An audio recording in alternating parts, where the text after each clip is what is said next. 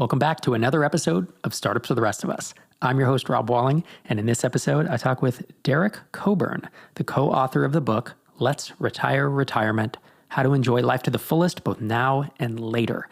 And we cover a bunch of topics, one of which is why retiring might be the worst goal for entrepreneurs.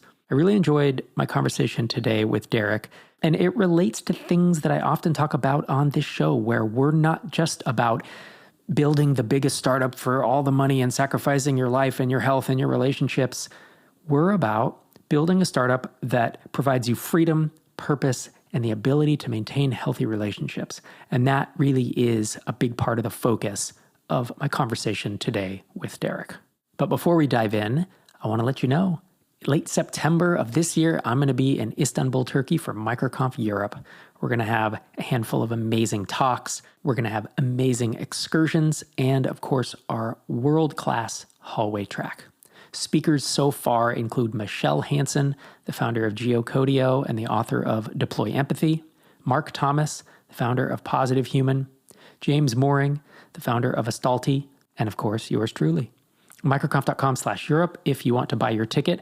Tickets are as inexpensive as they will ever be.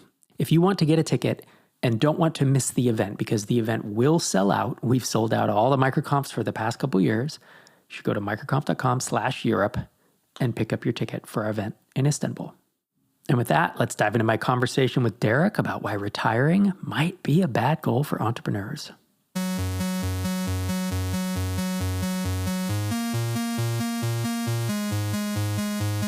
Derek Coburn, welcome to the show.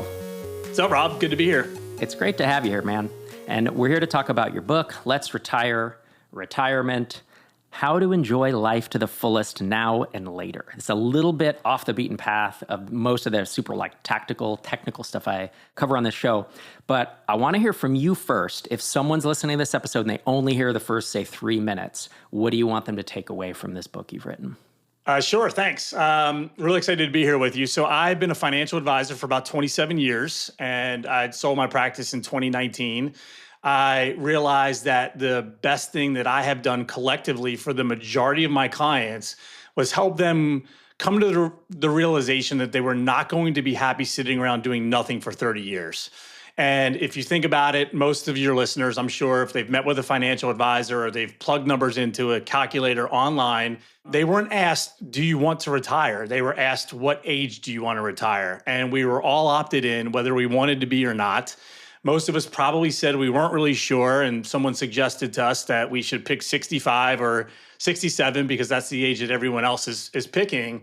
And we're going along with this whole premise without really thinking much about it. And so what I want people to realize, we're seeing this through the quote unretirement movement right now, where we have over 30% of 65-year-olds are going back to work because they don't enjoy just not doing anything, not contributing, not feeling useful, not connecting with other people. And the great thing about this is once people realize and they stop and think about it, that they're not going to be doing nothing, that they're going to have income coming in into their 60s, 70s, maybe even longer. What that means is they now have a lot more time and a lot more money that they get to spend right now on things that are important to them, essentially because they don't have to save as much for retirement. The income coming in later is going to offset the need to invest as aggressively as maybe your financial advisor or your financial planning software is telling you. Interesting. And so, see, that's the thing is when you say folks over 65 are going back to work, I instantly think, oh, because they don't have enough money. But you're saying it's because they're so fucking bored, right? So my dad's 80 and he was an electrician his whole life and then a project manager, worked construction. When he retired, he didn't have side gig freelance. Like probably most of the listeners here being developers or entrepreneurs can figure something out, right? It's a different day and age now, right? So you can do stuff on the side. And so unretirement is a thing. I hadn't even heard of that concept. Yeah, it is a big thing, man. And look, I think part of it just feels natural. When retirement was first established, it was in 1889 by a German chancellor named Otto von Bismarck. And he picked the age of 70 when they were putting together the first government-run social plan. He picked the age of 60 because that was the age that most Germans were dying. It wasn't lowered until 65 until about 30 years later. FDR, when he was setting up Social Security in 1935, thought that sounded like a good number. At that time, life expectancy was about 71, 72. So it was never meant to be this thing where we just sat around and did nothing for 30 plus years. And I have a little bit I cover in the book about the difference between pursuing happiness and pursuing meaning. And essentially, when somebody is only focused on their own happiness, they're only focused on, being comfortable, sitting on a beach somewhere, having, a fruity drink, it's producing a reaction in their body that is the same reaction that's produced when someone's dealing with chronic adversity, when someone's dealing with the loss of a loved one, when someone's dealing with the loss of a job, versus the people that were in a separate group during this research initiative who were pursuing meaning, something bigger than themselves, contribution to the world at large. Those people were not producing that. Those people had lower inflammation. Their immunity was better. And so that's why you hear a lot of stories. I'm sure everyone has a couple that they've heard of where you're retired, somebody retired, they stopped working, they died, or they got a disease like within 2 or 3 years because they just shut down and stopped having a bigger reason for doing this whole thing. Yeah, and that's a big part of it, right? Almost probably anyone who's listening to this podcast reads a ton of books, often on Audible, frankly. I have 914 books in my Audible account, which is either a badge of shame or a badge of honor. I don't know, man. But we're not going to stop working. I just don't. I talked to Sherry about this within the last year of someone said, when are you going to stop doing the podcast, right? We're 15 years in, 777 episodes. And it's like, I don't know, never. I've never thought about not doing it. Obviously, there's going to come a point where I don't want to anymore or something like that, or I just get too old. But I do think there's a whole mindset shift that has to happen around this. And in today's show, we're going to talk about, you have a bunch of myths. You have the fallacy of assumptions. You have something called $50,000 moments. I want to cover all those as we roll through. But I want to start by saying, if folks are interested, if you're already intrigued and you want to pick up the book, it's on Amazon right now. It's called Let's Retire Retirement. And you have a Kindle, a paperback, and an Audible version. Or they can go, if they want to find out more, buy directly from you, derekcoburn.com. So let's dig into this Tale of Two Tonys. I love this. Is for my left brain folks in the audience. We're going to talk some numbers here. As a financial advisor, financial planner, that's something I really appreciated about this book is, you can read books about the high level philosophy of this kind of stuff, but you get down to the brass tacks because you've been doing this for decades. So let's talk through the Tonys. All right, so I introduce a character named Tony in my book. He's 45 years old. He makes $150,000 per year, and he has $150,000 saved up in retirement accounts. Tony meets with his financial advisor, and just like what I went through, a second ago, decides he's going to retire at 65 without giving it a whole lot of thought. And his financial advisor tells him in order for that to happen, he needs to save about $2,400 per month. You spread that over the course of a year, and that works out to be about 20% of what he's making, which is a non-starter for most people. I mean, that means you're basically living off of the same amount that you're saving. So Tony, like a lot of individuals that gets this information, starts freaking out. He's behind. How am I going to catch up? I'm going to work longer. I'm going to not go to the gym. I'm not going to see my kids as much. I'm not going to take care of myself, and just kind of gives himself over to playing this game and getting to a place where he'll have enough to stop. And I have his wife remind him in the book that he likes his work. Are you sure you're going to want to stop when you're 65 years old? I can't imagine you sitting around and doing nothing. So Tony reaches back out to his advisor and he says, hey, can you change my plan and update it to show me working until I'm 75 instead of 65? And the numbers are staggering. So I'm about to give a lot of your listeners immediate access to a ton of extra time and money that they previously did not think they had. The number goes from $2,400 a month down to $110 per month. The amount that he needs to save in order to quote unquote retire goes down by 96%. And even if Tony were to say, I'll work until I'm 70 instead of 75, the number goes down to $600 per month, which is a 75% reduction. Look, I'm not saying that anyone needs to work as hard as they're working now or do the same thing that they're doing right now. What I am saying is that if we find work that we don't hate, if we find work that we enjoy doing, we can do it on our terms, the way we want to do it. I think we're going to be able to do it for a longer time. And having that money coming in later allows the money that we do save to compound longer, to grow longer, to work longer. And it takes a lot of pressure off of us in the here and now in terms of what we need to do financially. Yeah, and something I talk about a lot on this podcast is about, through entrepreneurship, wanting to find three things: freedom, purpose and healthy relationships, right? So there was a time in my life, it was back when my second son was born, and I found freedom. I was working a 10-hour work week, literally. I had a bunch of products. It was the 4-hour work week, but I was working 10 hours. It was amazing.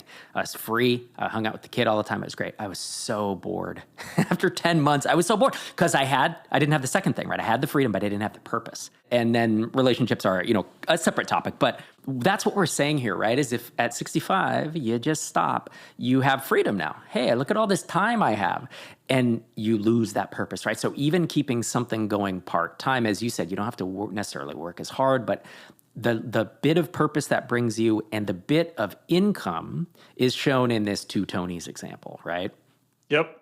Look, we've all seen all these articles about how we should have saved more when we were 22 years old, and we feel like idiots for not doing it to take advantage of compounding interest. But no one really talks about how you can accomplish the same thing and have it be even more beneficial because it's such a larger pool of money by just extending the time that you have it invested before you start taking it out. And that's what I'm trying to bring to people's attention with this example. Right. And I think if we think back to maybe my dad is an electrician or someone who worked in a factory their whole life, they probably didn't love their job. And so they're counting the days until they cannot do that job, right? And there was not remote work. There was no work from home. There was no freelancing. The times have changed. And that's really, what this book is about. I want to bounce to this concept you have called $50,000 moments and the time machine effect. You want to talk us through? It's a concept you go through in the book.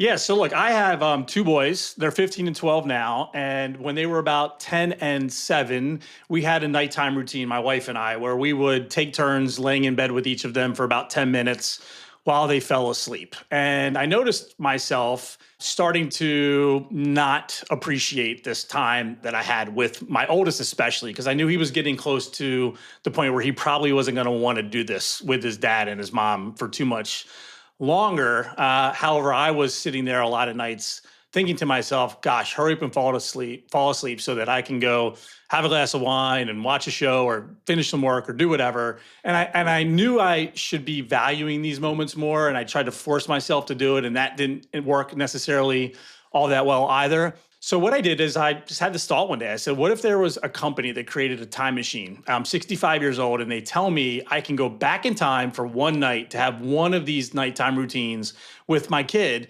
What would I pay for that? To be honest, I'd pay a lot of money, but I called it a $50,000 check. I know personally that I would write a $50,000 check to go back in time when my kid is 12 or 10 and have one more nighttime snuggle with him. And so I said, look, I got to start treating a lot of these moments like the $50,000 moments that they are. And I think there's a lot of parents, especially, that are taking these moments for granted. And our kids are going to be with us for a short period of time.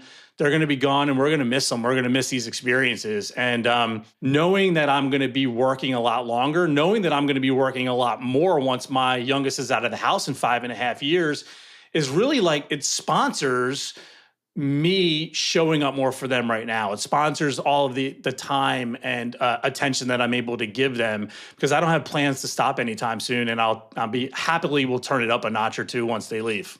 Yeah, see, and that's interesting to hear you talk about it in your own life. Did the concept for the book come out of your own thinking of like you want to do this? Like, are you planning to keep working to 65, 70, 75 and doing this stuff? You can tell folks like you run Cadre, right, which is a community in DC and an event. Like, what is the stuff that you could see yourself working on for the next 20 or 30 years? Look, I love contributing. I know that I have a lot of skills. I know that I have the ability to add value to people in a variety of ways. I want to keep learning. I want to keep leaning into all the different things that I'm doing. So I don't know that I can sit here and say specifically, this is what I will be doing. Maybe I'll have 8 books by then. Maybe I'll have no additional books. Maybe I'll do coaching. Maybe I'll be speaking. Maybe I'll do something entirely different. I mean, if someone wants to create the Granddad Olympics at some point, I will happily enter into that competition. But yeah, to your point, man, look, I started writing this book in 2017, and I was going to write it as a way to attract more clients for my practice. And clients for my practice were minimum investable assets of, a couple $1 million.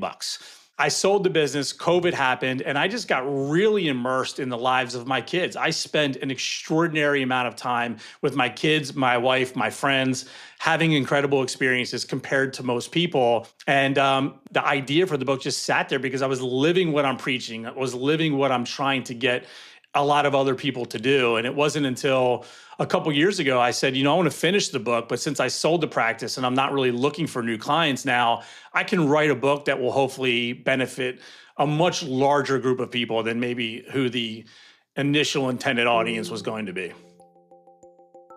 Tiny Seed is the world-class SaaS accelerator that I run with my co-founder Einar and our amazing team, and we are raising Fund 3 to continue doing more of what's working.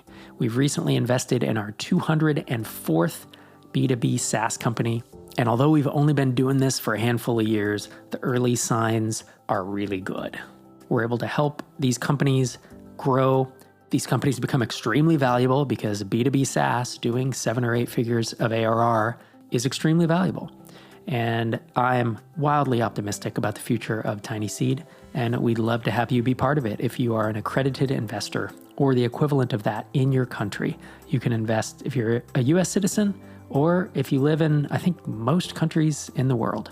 And recently, we've actually carved out a few spots for smaller investors that weren't able to hit the minimum investment that we previously had. So if you're interested in indexing across hundreds of ambitious early stage B2B SaaS companies, head to tinyseed.com/invest to see our full investment thesis. And if you fill out that form, Einar Volset will reach out to you, or obviously you can ping Einar directly on X Twitter or via email. That's tinyseed.com/invest.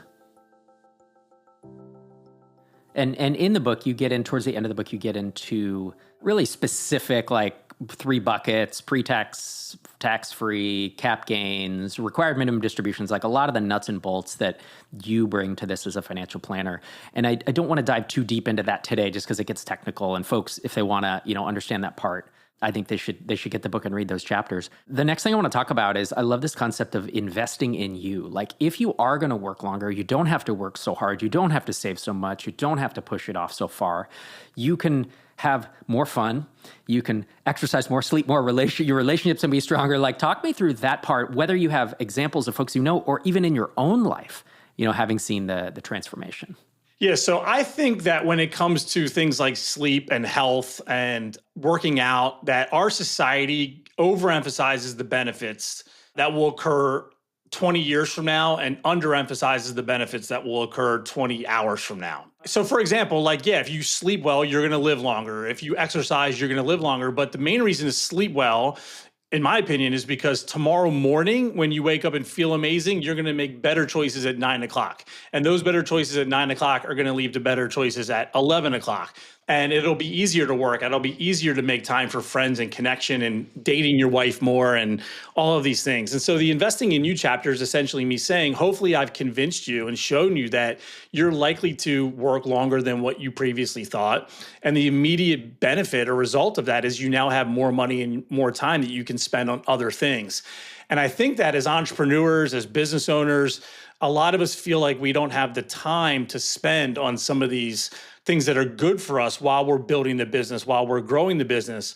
But I also feel like, the best thing that we can do for our business, for the value of our business, for the value that we are bringing to the table for our clients and our customers, is to show up as the most optimized version of ourselves as possible. And so, I think that the best place for any of us to turn to for advice is this best possible version of us, the well-rested version, the clear-minded version, the energetic version. And even though it feels like maybe we're taking away from the business, I'm betting on myself, I'm betting on most people I know to show up working less hours in their business, but they're well-rested, they're feeling good in their body, they're feeling good in their mind, they're calm in their central nervous system. I'm betting on the results they are able to generate more than the results of somebody who is actually in the business for an extra hour or two, but is stressed out, is anxious, is worn down, is sluggish, is not feeling very good.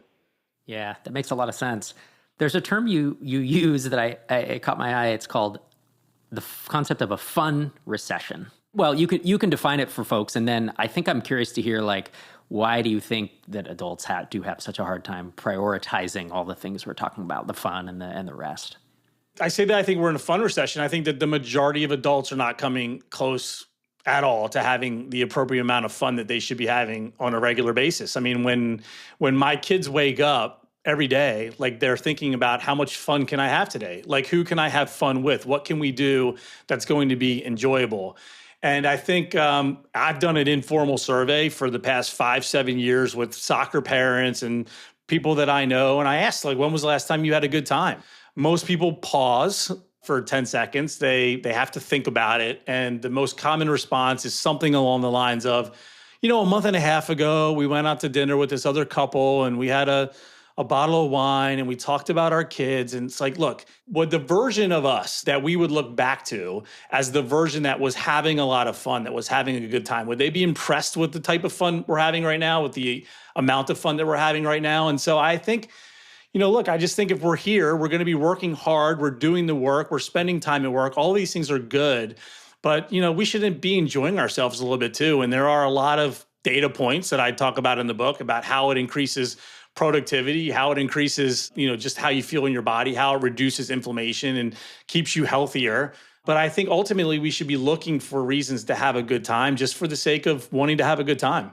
Yeah. And in the book, you give options of what you can do. Let's say you do hit 60 or 65 and you're kind of like, look, I've been a software engineer my whole life. I don't necessarily want to keep grinding, doing a 40-hour work week, working salaried. You have options like you can transition to a new career, maybe something that makes less money, but you enjoy more, right? Since you don't need to make as much money. Build a side business, which obviously a lot of folks listening to this podcast are doing. You can transition to consulting or coaching, which gives you a lot more flexibility. You can slow down, you can pivot, you can take a mini retirement or a sabbatical. Do you have any examples of folks you've known who've taken one of these tacks and has really, I think, been able to step away?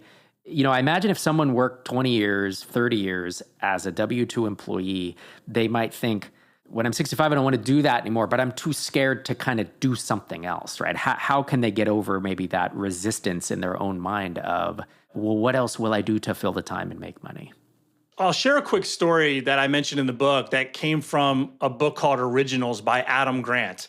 And he references a study that was done that looks at entrepreneurs that start companies while they either have an existing stream of income coming in, and that's one group. The other group went all in and just started a company sort of like with no backstop whatsoever. Even though entrepreneurs sort of had the reputation of being great risk takers, the best entrepreneurs, according to this study and a lot of this research, are shown to be the ones that are very good risk mitigators, because it was the companies that were most likely to succeed were the ones that were run by individuals who had a steady stream of income coming in from someplace else.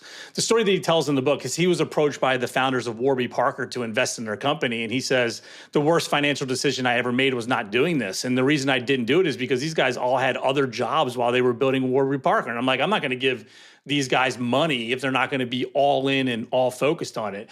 So I bring this up to say that I think having two things going side by side at the same time offers some nice ancillary benefits. First and foremost, the ability to be really particular about who you work with. So if you have your job now and you're working the 40 hours a week and you think there's something else that might be of interest to you, start it. Maybe do like a couple hours a week, try to find one or two clients. If it doesn't work out, you can pivot, you can do something else. But if it does work out, I think that income coming in from the other job will prevent you from selling your soul, or prevent you from feeling like you need to work with people that you don't want to work with in order to pay your bills. And I think that there's just a lot of ways that we can all explore. We can look into taking online courses. We can look into reading about other interests that we may have. You have a really smart and intelligent audience. And I would say, even though now the norm is people to just kind of stick with what they do, we're going to be up to 45% of the workers in this country are going to be freelancers by the year 2027. And I think that even a lot of people that are listening to this, that are the type of person that you just described, they're going to be in a position where if they're good at what they do, companies will be happy to have them. If you say, look, I can only do 10 hours a week. I only want to work on Mondays, Tuesdays, and Wednesdays. I want to take summers off. Like if you're good at what you do, you're going to have the opportunity to call the shots and set things up in a way that's really favorable for you. Yeah. And I like having that anyways. I mean, when I was in my early to mid 20s, even when I had a day job, I was often doing freelancing on the side, both to make extra money because we were kickstarting a life, but also I was always a little mistrusting of the W-2. Too many of my friends got laid off, and so having extra legs under the stool, I think are super interesting. And that's something I want listeners to take away, right? Is this podcast and a lot of the stuff I do focuses on launching products, software products, SaaS products, companies.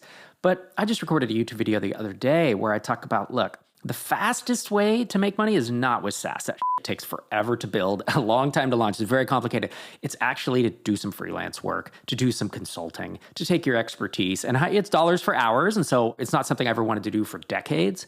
But it really isn't that hard as long as, if you have some expertise, especially, like I say, in my audience who probably has marketing or design or some type of software development expertise. So if someone's listening to this and in your head, they're like, I want to take one action. Like, I want to do one thing after hearing our conversation today. What do you think they should do? I think they should pause and they should think about how much thought they gave to setting up a retirement plan if they have one. Because I do think that a lot of people just go along with this concept on autopilot because everyone else is doing it. And when you do a retirement plan, if you sit down with an advisor or you do it online, you have to make a lot of assumptions.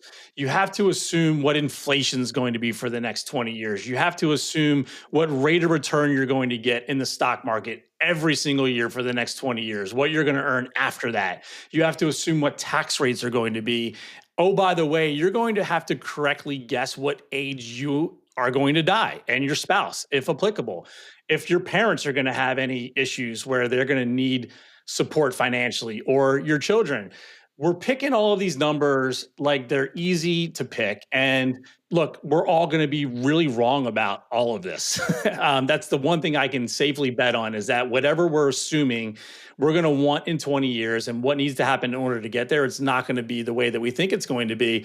Yet so many people are living their lives based on the confidence that all of these things are going to happen. Look, you might save and you might have this great plan that's based on you being in a 30% tax bracket when you stop working at the age of 65. And if that's the year that someone gets elected and decides to bump your tax rate up to 55%, then your entire financial plan is just going down the tubes at that point. So really just be mindful of it. The reason why the unretirement movement is as big as it is because people were promised to feel a certain way once they got to retirement. They were promised a certain outcome, the arrival fallacy, if you will. They were promised something. If they did things a certain way, they would feel a certain way, and they're not feeling that way. And I'm trying to get the attention of people in their 30s, 40s, and 50s and help them realize that they're probably not going to be happy with this idea of sitting around doing nothing for 30 years. And I want them to think about how they can live their lives differently, knowing that that's probably not going to be an outcome that they want.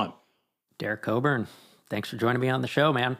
Your book is Let's Retire Retirement, and it is out today as of this episode going live on Amazon, Kindle, paperback, and Audible. Thanks so much for joining me. Thanks so much, Rob. Appreciate you. Thanks again to Derek for joining me on the show. Again, you can buy the book on Amazon or at derekcoburn.com. And thanks to you for listening this week and every week. This is Rob Walling signing off from episode 777.